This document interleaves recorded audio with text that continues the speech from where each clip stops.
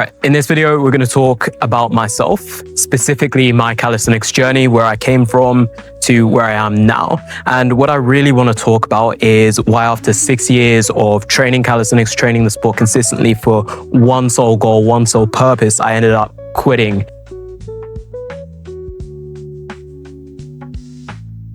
I started calisthenics about the same time that I started doing weightlifting or just general training, from this position of not knowing anything about the sport, and then seeing people do handstands, seeing people do planche, seeing people do human flags, and I just wanted to go for it, throw attempts out, and I became obsessed.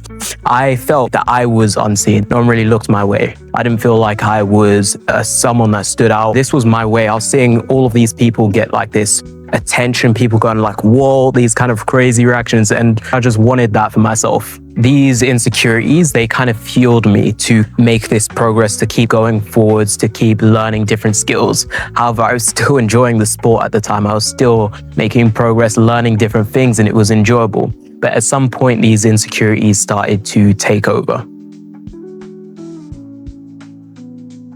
Even though handstands took me a while to learn, maybe about a year or so plus, and it could have been quicker if I had been focusing on the right type of things, it was still an enjoyable process. And then I started to kind of wonder. I started to learn the muscle up. I started to learn the handstand push-up. But my main goals that I had been looking forward to since the start of my journey was the planche, the front lever, and the one-arm handstand.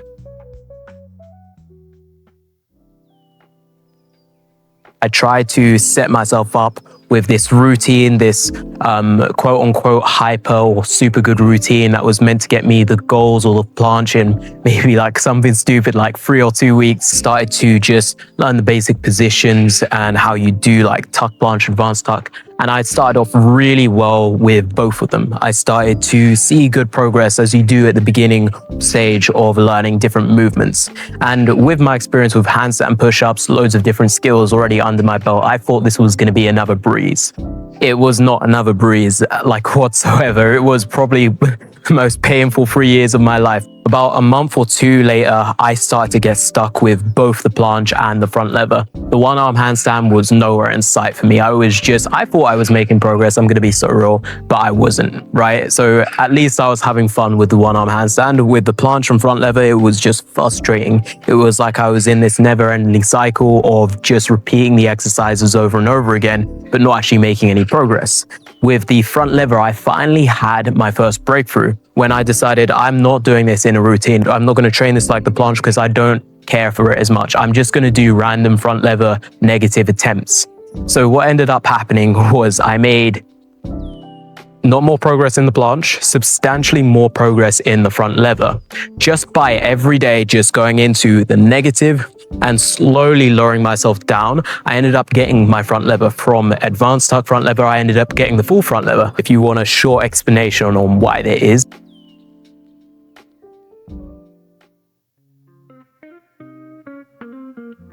Now, fast forward a year, I still am stuck on the advanced tuck. I would have said that I had a straddle back then, but that by no means, I can show you a video, that was not a straddle.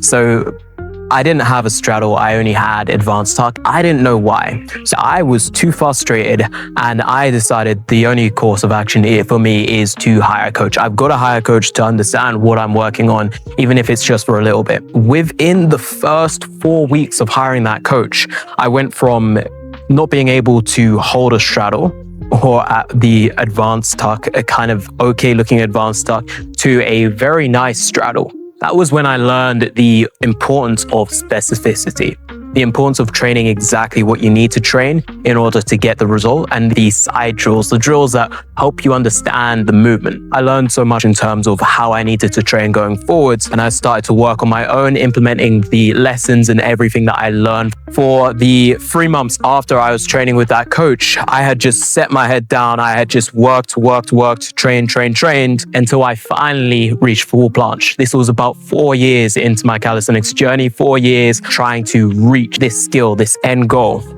But it didn't feel good. It didn't feel like it was mine, like I owned it. And most importantly, I felt like I had nowhere really to go. I ended up just coasting. in and out of my calisthenics journey. And it was this point that I realized, I just don't really care about planche and front lever. You know what? They're cool. I'll just leave them where they're at now. But one arm handstand, this was the first time that I actually realized I really do suck at this skill. I thought this was a good stage to actually just get someone to help me out with one arm handstand. I ended up working with the one arm handstand coach for about 6 months or so. And I did learn a lot. I did learn an amazing amount, but it wasn't something that I could keep up with. It wasn't something that I enjoyed anymore. I really, really disliked it because of the training structure. We had about 1 million different exercises to do in one session, all in the name of endurance and building yourself up. So nearly 5 years into my calisthenics journey now, I'm going completely solo, training people, helping people, coaching people, but not coaching myself, not working on anything specifically for myself. It was at this point that I knew the sport was slowly dying for me. I was slowly losing interest in the sport, not from a coaching standpoint, but from a self-improvement standpoint. I didn't have any more insecurities. Those driving factors that originally pushed me to the goals that I wanted, they were no longer there. I was coasting. I didn't know what to do or where to go from there. Come the 5.5 year period, it's really funny. There's something about quitting something that you spent so long training for, so long working for. I couldn't do it. So I decided I'm going to give this one last push. If I can't enjoy this, if I can't get behind this, then I don't need to work towards this. So I started properly working on my planche, my touch front lever, my one arm handstand all together, really disciplining my routine to get everything in.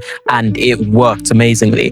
But even still, even after that 1.5 months, I just didn't really care. I just didn't really see the point going forwards. What was I doing this for? It was at that point that I decided that it's probably best that I actually move on from the sport. So at the old age of 21, I decided to retire from calisthenics. I started to work on a lot of things on the side for myself in terms of just building habits, building structure, building routines. And I really got into or delved into the idea of gamifying life, gamifying a process or gamifying things that weren't so enjoyable.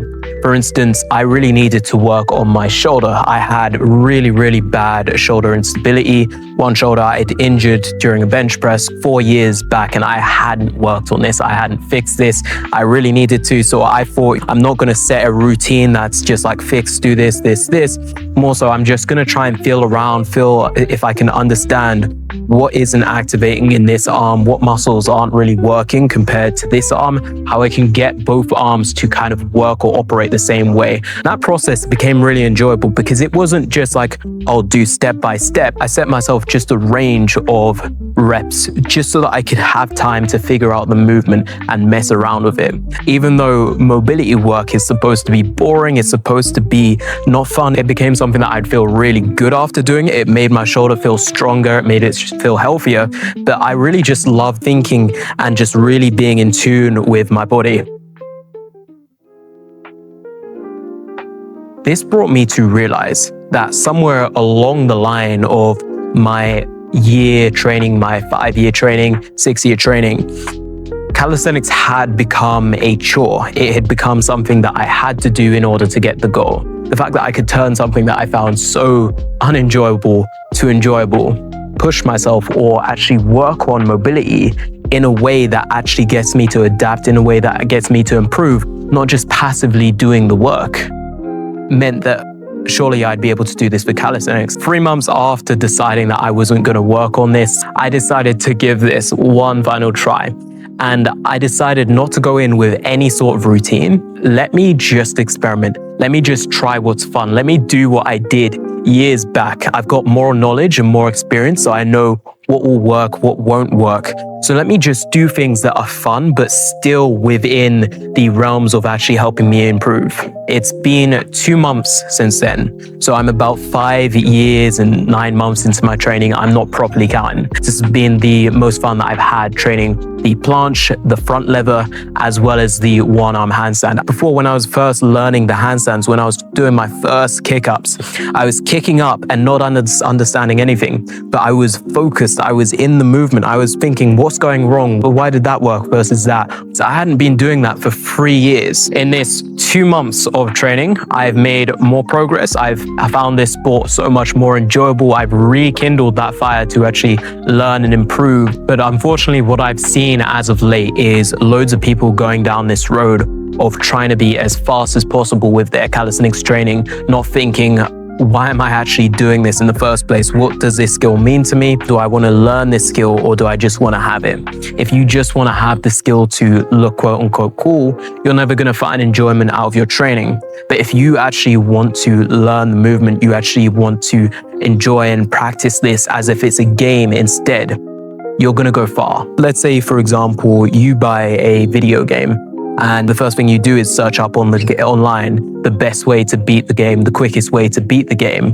What are you playing the game for? Are you just playing it to say that you did it, or are you playing it because you want to learn, you want to experience the game? So now I'm making it my mission to help people enjoy calisthenics, to help lead people away from this grind mindset. Calisthenics can be just like a game. A game doesn't just give you the solution straight away. A game teaches you, a game helps you understand, not just tells you do this routine, do this X, Y, and you'll get the result. It tells you explore, look for something, try and figure something out. And that's exactly where you'll get passion and enjoyment for calisthenics. If you have been personally struggling with calisthenics, you've been struggling to get yourself to be consistent, training and not training, training and not training. And it is my goal to help you enjoy the sport again, to help you train in a way that you're still making progress, you're still understanding all of these cool things, but you can actually look forward to your training sessions. If you want to see more videos where we kind of break down this ideology of enjoying the calisthenics sport, then just hit that subscribe button. If you do want a little bit of help to actually learn and improve your calisthenics skills, to actually understand where this is coming in a way that isn't just thrown at you, but in a way that gets you to think while enjoying the sport, while enjoying what you do, looking forwards to the training that you're doing, then all you've got to do is click the link in the description and fill out the form.